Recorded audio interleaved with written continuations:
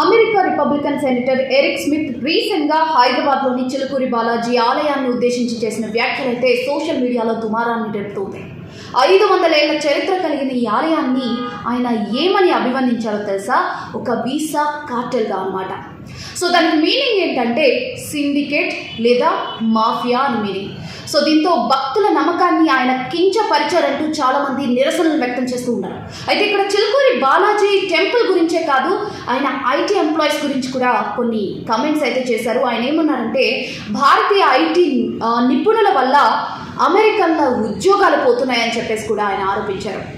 H1B visa అలాగే L1 F1 లాంటి visa కార్యక్రమాల వల్ల అమెరికన్ల ఎవరైతే మధ్యతరగతి కుటుంబాలు ఉంటాయో వాళ్ళ యొక్క ఆర్థిక వ్యవస్థ కూడా దెబ్బతింటుందని చెప్పేసి ఆరోపించారు.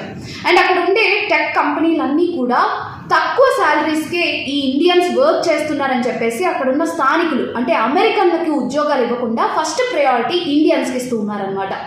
సో దాంతో చాలామంది స్థానికులు ఉద్యోగాల్ని కోల్పోతున్నారు, నష్టపోతున్నారు అని చెప్పేసి కూడా ఆయన తీవ్రమైన కమెంట్స్ అయితే చేసినట్టుగా తెలుస్తుంది. అండ్ ఫైనలీ ఆయన వీసా నెట్వర్క్ని తీవ్రంగా వ్యతిరేకించారనమాట. సో దీని గురించి మీరేమనుకుంటున్నారు? కమెంట్ చేసేయండి.